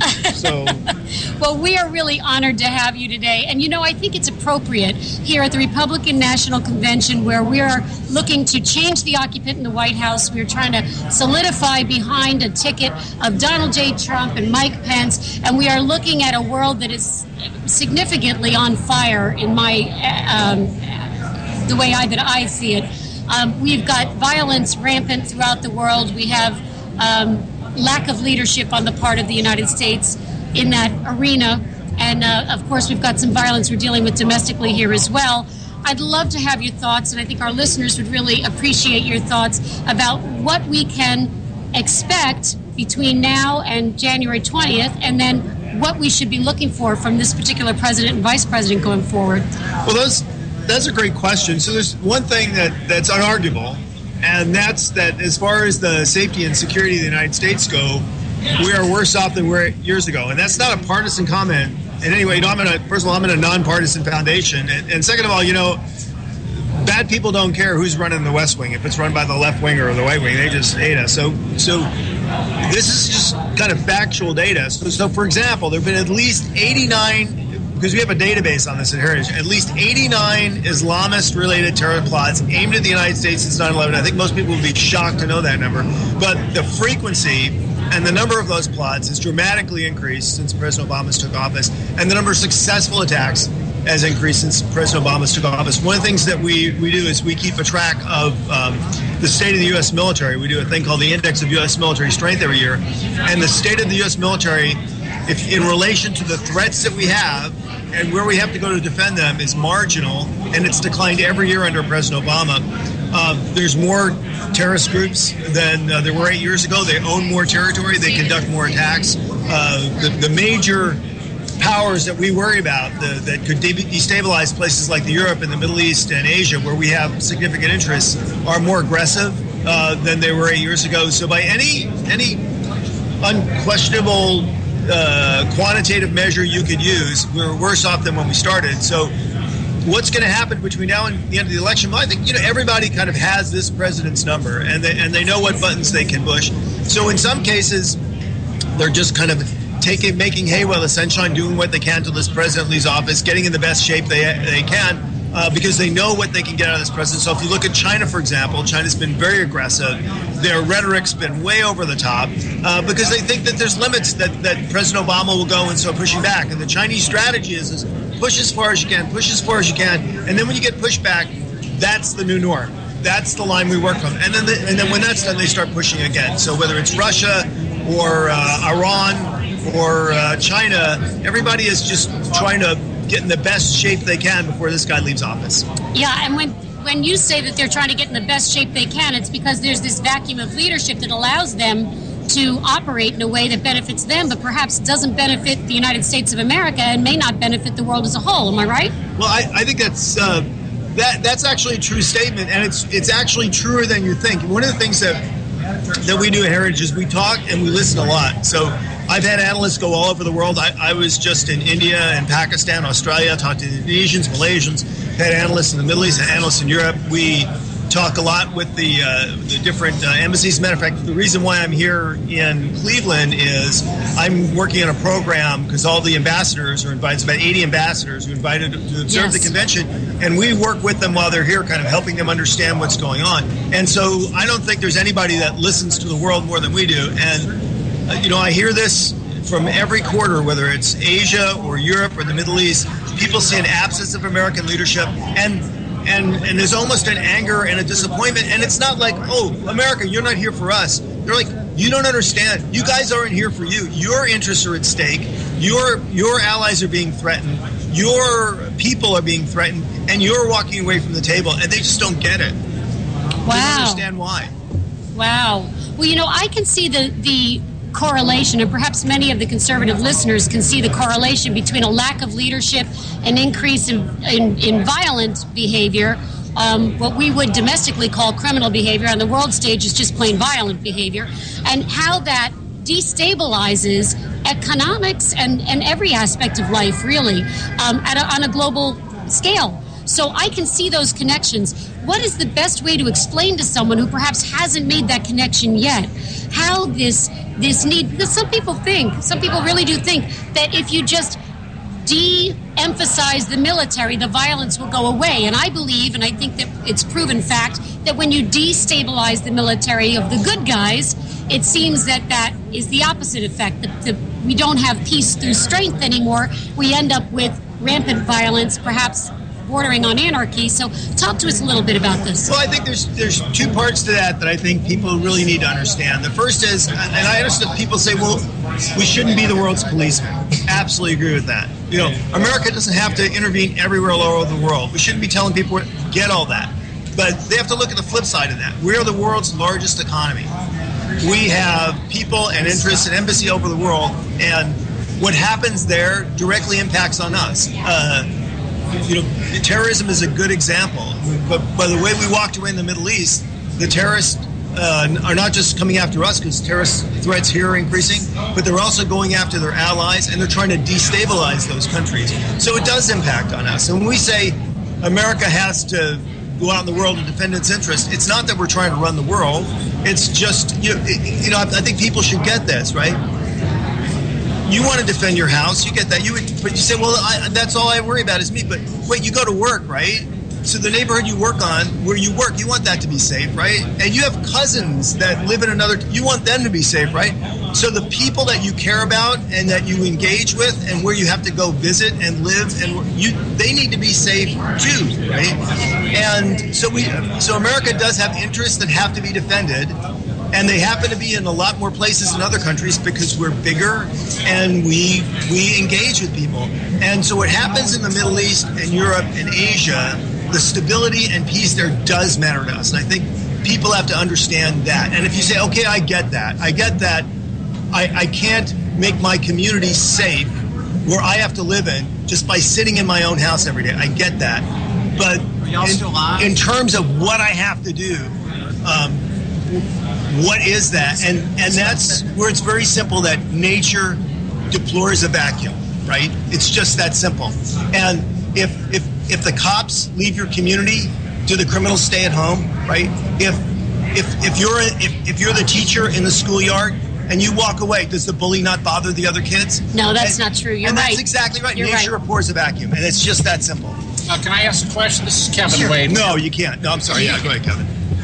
We're here with James Carafana from Heritage Foundation. Since this is the Republican nominating convention, and we fully expect that Donald J. Trump will be the presidential nominee coming out of here, from a foreign policy standpoint, is there any coherence to what he's talking about as America's foreign policy under a Trump administration? Well, we're a nonpartisan foundation, and one of the things we do is we provide information, and we provided information in every campaign that wanted it. Strangely enough, Hillary Clinton doesn't ask my advice very much, but the 17 of the 16 Republican candidates routinely asked for our information. We shared information with them, including the Trump campaign, and again, not a partisan comment, but people do have a clear choice. The fact is, and it's just a fact, is the people that ran Obama's foreign policy will be the same people that will be running Clinton's foreign policy. And anybody that expects, I think, a different course in a Clinton administration, I think that's just foolish. I mean, if you like what Obama did, then maybe 4 more years is okay. But if you think things are worse, then Clinton is literally 4 more years of the same. And I do think that what the Republicans are offering is an alternative to that. Now, every policy team is going to have debates and stuff, but just to be honest, as I've watched, not the campaign stuff and what people are yelling at and debates and stuff, but what the people who are setting the policy for the next administration, as I've watched that team grow and think, I think there's a credible alternative there. I think that's fair. How can our listeners, because someone's waving us that we're coming down to the final seconds of the game here, so to speak, how can our listeners stay current with what you're writing there at Heritage? Yeah, the best way is heritage.org. The great thing about Heritage is they put all of our stuff on the website. It's very accessible, easy to understand, and it's a wealth of information on domestic and foreign policy. And, we have the sister organization, the Daily Signal, which is a great news service that really does some tremendous reporting. So Daily Signal, heritage.org, I think just fabulous resources. James Carafana, thanks so much for being with us. Hey, thanks for having me. Hey, Rick, we're going to pass the show back to you. We're coming up on the end of our time here at Booth 67. And Rick, I'll be right with you. I'll call in on the conference line very shortly, okay? All right, as will we. And you are listening to a very special edition of the Conservative Commandos radio show. Both Anna Little and Kevin Wade are at the Republican National Convention. Let me get it right this time. In Cleveland, Ohio. And they're coming to you live. And joining me in the studio is Mateo. And Mateo, what are your peers, what are the young people at Rowan University saying about Donald Trump and Mike Pence? What are they saying about Donald Trump? Well, they all think he's racist. I can't talk to them and have them not tell me that he's a racist. And, I can't, it's hard to argue that because when all you're hearing, it's like selective hearing. These people are selectively deaf. When all you're hearing is bad Trump, you're never hearing good Trump. You can't rationalize with these kind of people. You can't say it's a matter of policy rather than a matter of character attacks. So it's hard for, we have a stigma on the name conservative on campus, and it's very hard to be one and convince people what it means to be one. But, a lot of people, when you get to talk to them, and we're not bound to one person. We're not saying that Trump is the harbinger of all conservative ideals ever.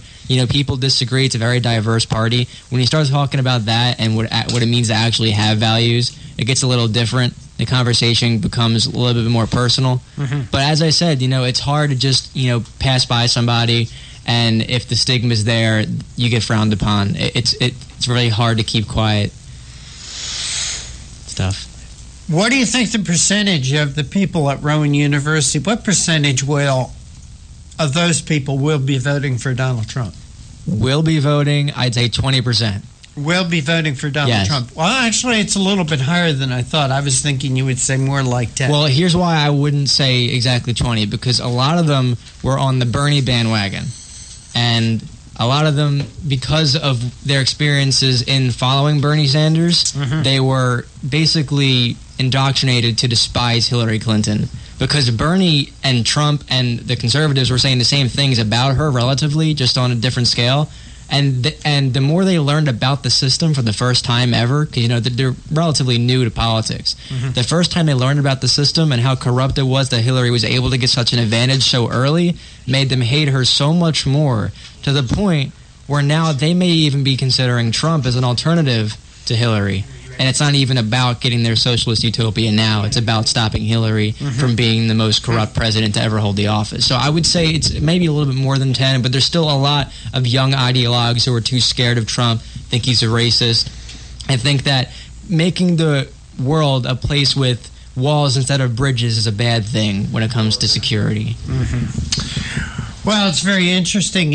Interestingly, that people who were supporting Donald Trump, their second choice was Bernie Sanders. So it would be interesting to see if it was a swing in the other direction. People that supported Bernie Sanders, their second choice would be someone like Donald Trump. Well, I think that Trump has the appeal that he does because he appeals to both sides on certain levels. He's not just a very strict conservative. He doesn't come from a place of principle. He comes from a place of common sense, rather. So there's a lot more people that have common sense than there are that have principles. So you figure that many people will side with the guy who's just telling it like it is and is trying to make a status of himself as the non-politician than would stand for somebody who may have experience in the political realm but may also be principled. All right, you are listening to the Conservative Commandos radio show. Very special edition. We have Anna Little at the Republican National Convention in Cleveland, Ohio. Anna, are you there? I am here, Rick. Can you hear me? Yes, I can. Yes, I can. So, Anna, what's going on out there? What's on your radar screen today? Well, I got to tell you, it has been an exciting day in Cleveland, Ohio at the Republican National Convention. We have just vacated our broadcast space at Talk Media News, and we have decided to continue the show on conference line because we are sharing the space with Tony Perkins of the Family Research Council. That's a very important organization at the national level for our values. They have their Value Voters Summit in the fall. I believe it's in September, but you need to check it out. Google Value Voters Summit or Family Research Council, and you'll be able to get the stats on that. But that's why the switch over to the conference line. I will tell you that it is not difficult to get guests in this area. Everybody is just walking through. We are very strategically placed right across the street from the convention location. And folks are just taking the walk through the media, and we're able to grab them when we can. So therefore, the planning is a little bit haphazard. But I'm hoping that it gives for you listeners the opportunity to get a feel for what it's like to be here. If we talk about democracy in action, but we don't always feel like we experience democracy in action. And here at the Republican National Convention, you really are experiencing democracy in action. Many folks have been talking about the platform of the Republican Party and, how the meetings have been so very important, and we have the most conservative platform that we've had in many, many years. And we're excited about that as Republicans because, conservative means to leave enough alone. Leave well enough alone. In other words, we believe in the people of the United States of America. We believe that we can govern ourselves, that we know how to run our lives, that we know best what is best for us, and that we want our representatives to take those values, those things that we hold true to our hearts, and voice them for us because we have to go to work every day. And we have to take care of our families, and not every one of us can be down here involved in government every single day. And so we're remembering that, getting back to our roots, what our elected officials are supposed to be doing. And through these political parties, very often they're demonized in the media, mainstream media, and they're talking about how politics is ugly and Republicans is a party of no, and only if you're a liberal, that's the way that works. But politics is actually a means to an end. It's a means to self-government. And these political organizations, like the Republican National Committee, on the other side you've got the Democratic National Committee. You have a few other parties that crop up, and certainly everybody's entitled to support who they see fit. But the two major parties tend to duke it out for positions like the presidency, and we're going to see a huge difference between the candidates from the Republican National Committee and the Democratic National Committee on this presidential campaign stage between now and November. And time flies. We're in July right now. We're talking about this November. 2016. So it's time for the Republicans to unify, and we as conservatives, we need to take advantage of the opportunity with this most conservative platform in the Republican Party in many, many years. It tells me that the Republican leadership has actually heard the conservatives. Did we get everything we want? No, we didn't. But we did get a good deal, what we want. They have sided with us on family values. They've sided with us against the U.S. Supreme Court decisions, the recent ones legalizing gay marriage, that it should have been decided state by state, that it should be left to the people to decide what the definition of marriage should be. It should not be dictated to us by a 5-4 decision on the Supreme Court, which is only 9 judges. That's not the way that court is supposed to be used. That's what hangs in the balance of this election, Rick. What hangs in the balance of this election season is the Supreme Court. Right. 5-4 decisions, making things liberal, and if we have the wrong occupant in the White House come January of 2017, we are going to have a nightmare trying to undo the damage. When we have the opportunity to elect someone else. Anna, are you on a speakerphone? No, I'm not. I'm on the media row, and it's very, very loud down here. Right. Okay. Well, that kind of explains for that. Well, I know, as you said, time flies, but the last 8 years has not gone fast enough for me. And I'm sure there are a lot of other people there at the Republican National Convention that feels the same way. And I wanted to, it's been since the announcement that Mike Pence was going to be Donald Trump's running mate, I wanted to get your opinion of that.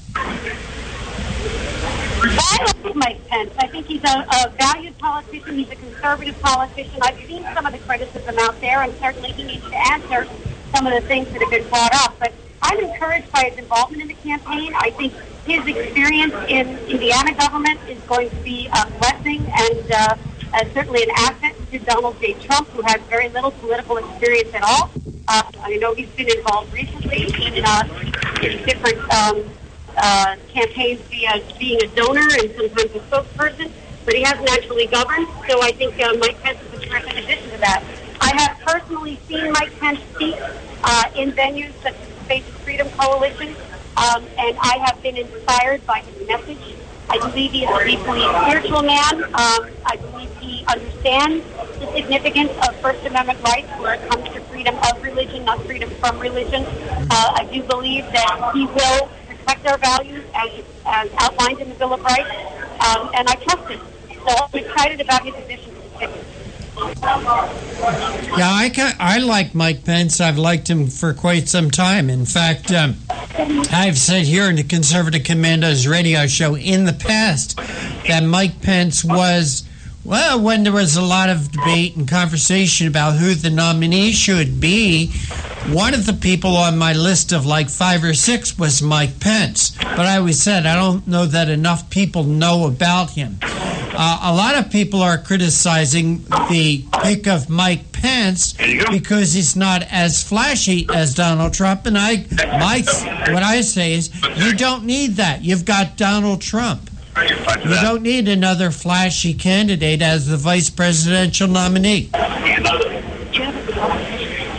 we've just had another guest walk up, and I'd like to listen if that's okay. I know we're coming down to the wire, but we can get another 5 to 7 minutes in here, can't we? We got about 12, actually.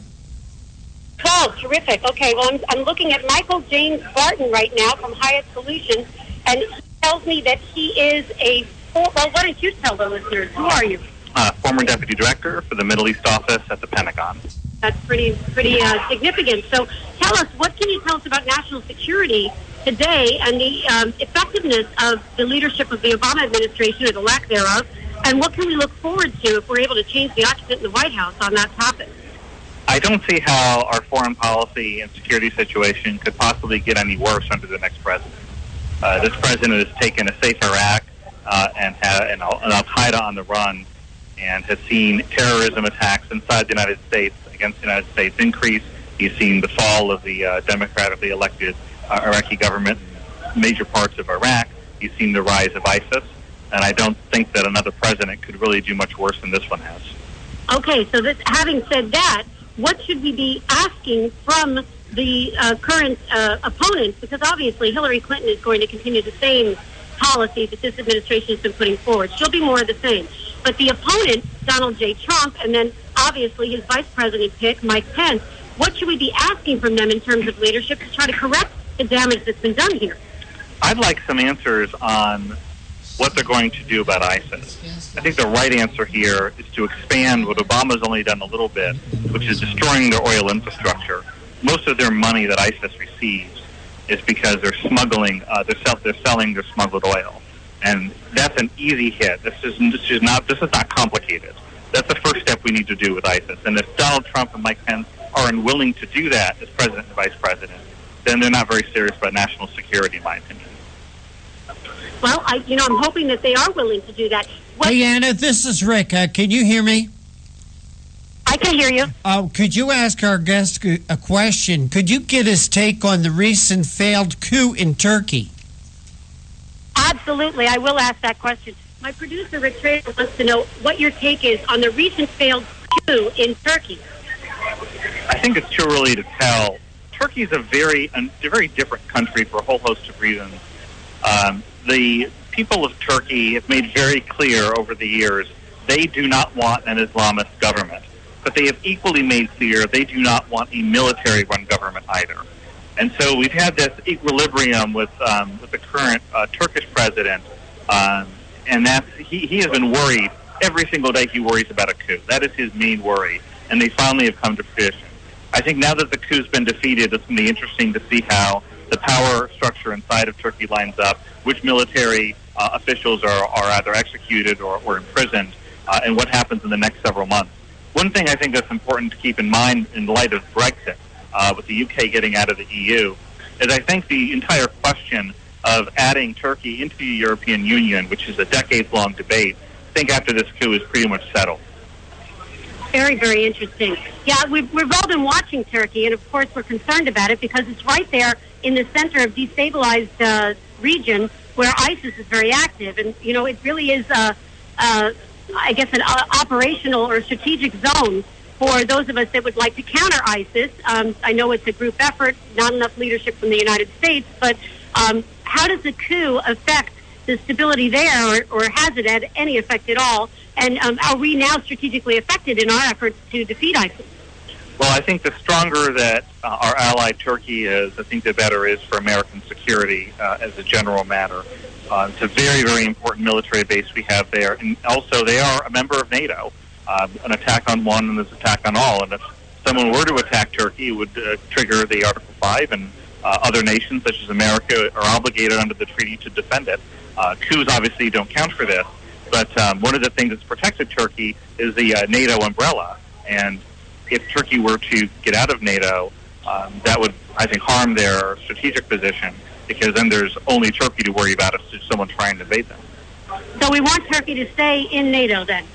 We want Turkey to stay in NATO. We want Turkey to be as stable and as democratic as possible. And a lot of people, a lot of observers of Turkey in the last 10 years have grown worried of the Islamist turn that this country has taken. And I'm sure that ISIS is also watching that. So now, having said all of this, what is there, by way of possibility, for America or for even Europe, European nations, perhaps England or other more democratic nations, what can we do to encourage Turkey to lean toward democratic government and away from Islamist dictatorship, basically?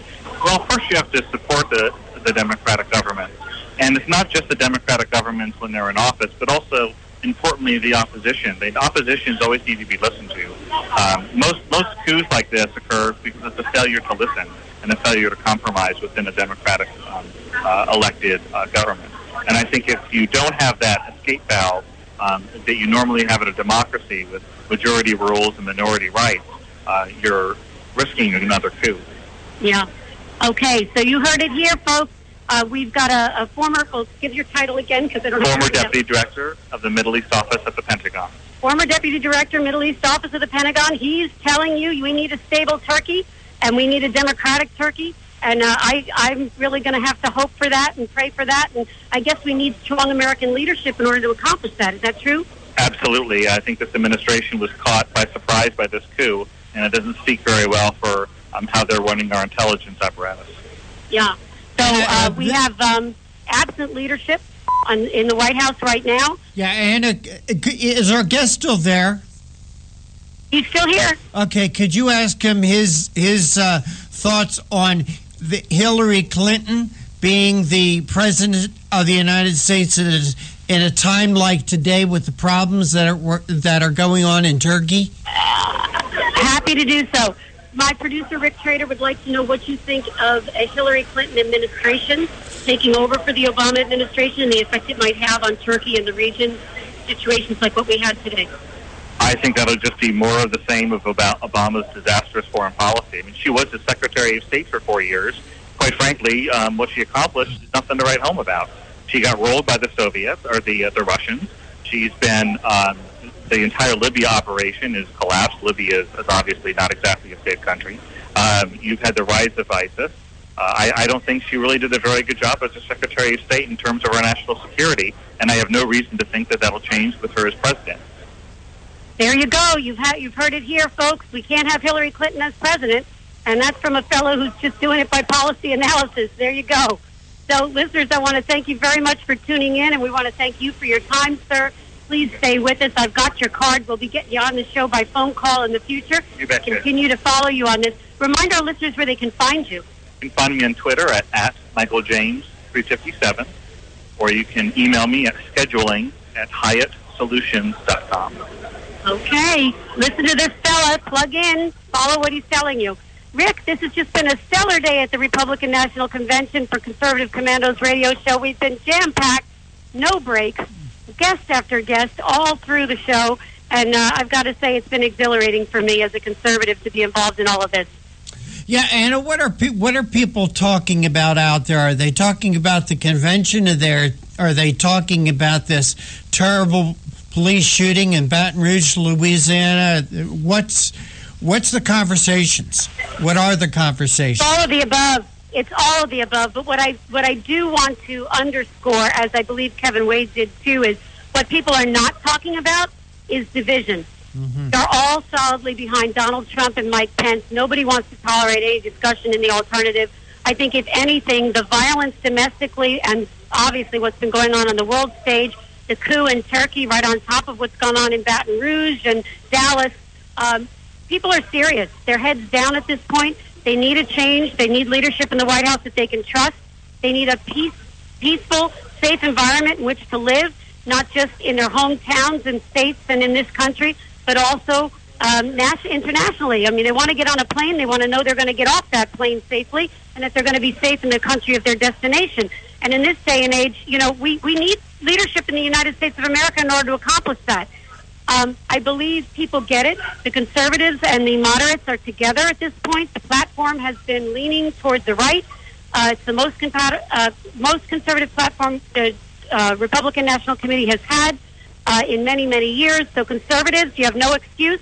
Get off your couches, get on your shoes, and get out to the ground and tell your friends and neighbors they need to vote for Donald Trump and Mike Pence, and we need to change the occupant of the White House and take our nation back.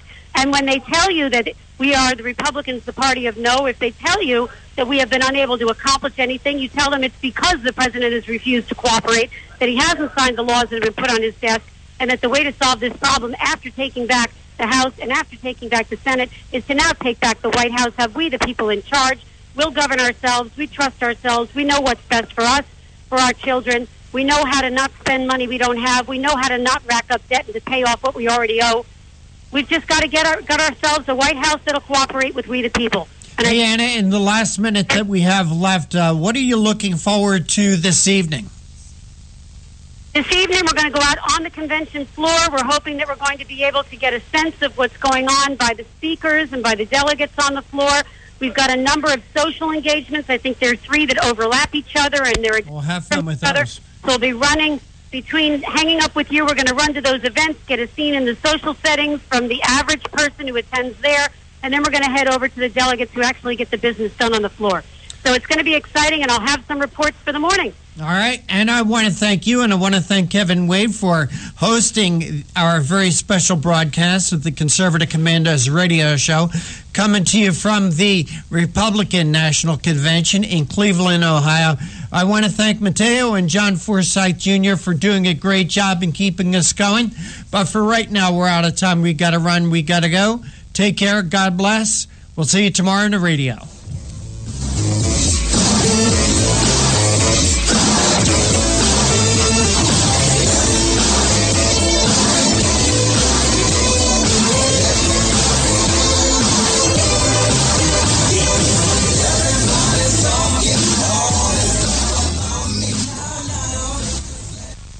This is 1360 AM, WNJC, Washington Township, Philadelphia's Renaissance radio station. Listen online at 1360radio.com.